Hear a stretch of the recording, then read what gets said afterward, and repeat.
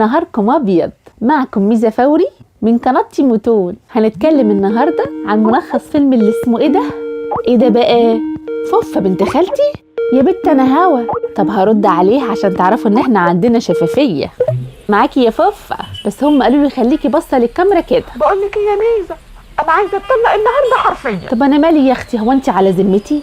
ما تقولي البهيج جوز وهو يطلقك. خدي بالك يا فوفة احنا هوا. الراجل طول النهار عمال يقول لي اتكلمي شتوي اتكلمي شتوي، مصدرني لوش الخشب حرفيا. قلت اعمل له شوربة عدس يمكن سقعان ولا حاجة تدفيه. راح باصص لي من فوق لتحت وقايل لي انت ما بتفهميش حاجة في اتيكيت الراجل المصري. ايه ده يا فوفة؟ انت ما بتتفرجيش على استاذة ياسمين عز ولا ايه؟ اسمع عنها. الاستاذة ياسمين قالت كمان ان الراجل المصري لابسه روح الفرعون. يا لهوي، خدي بالك يا بنتي يا فوفة، لا يكون اللي اسمه ايه ده بهيج جوزك لابسه روح الفرعون. معقول؟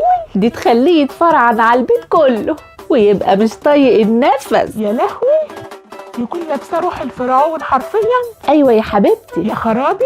وخدي بالك يا بت، روح الفرعون دي ما بتطلعش غير لما يطفي السيجاره تحت باطك. تحت باطي؟ لا يا اختي لا يمكن ابدا. بس في حل تاني يا فوفة. قولي يا حبيبتي. اولا ما تقولوش يا بهيج. امال اقول له ايه يا ميزه؟ تقولي له يا استاذ بهيج وتكلمي شتوي لمده اسبوعين. اكلمه شتوي زي استاذه ياسمين ما بتقول. ايوه صحيح، ده الراجل طول النهار يقول لي كلميني شتوي كلميني شتوي حرفيا.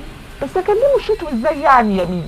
يعني مثلا انت لما بتيجي تساليه هياكل النهارده بتقولها له ازاي؟ يعني حسب، لو متخانقين بقول له هتطفحي النهارده يا بهيج. ولو متصالحين بقول له هتطفح ايه النهارده يا بهجتي.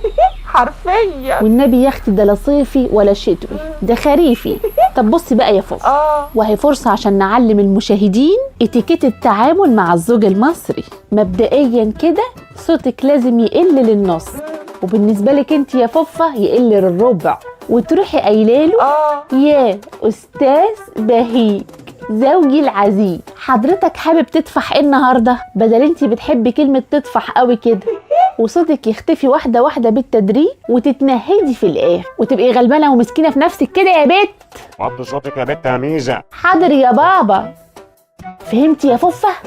فهمتوا يا جماعه؟ لايكات بقى. وروح الفرعون هتطلع كده يا بنتي يا ميزه؟ روح فرعون ايه دي اللي هتطلع؟ ده روح ام بهيج شخصيا هي اللي هتطلع. اوعي يا فوفة، ما عندناش طلاق يا حبيبتي. هجرب كده. شوفوا البت بتقفل السكه في وشي وانا لايف. بنت يا ميزه، غسلت المواعين؟ ايوه يا ماما اهو. اعزائي المشاهدين، المواعين تنادي. اصل امي ما شاء الله ما عندهاش روح اللي اسمه ايه ده الفرعون، دي عندها روح البعبعون. نهاركم ابيض.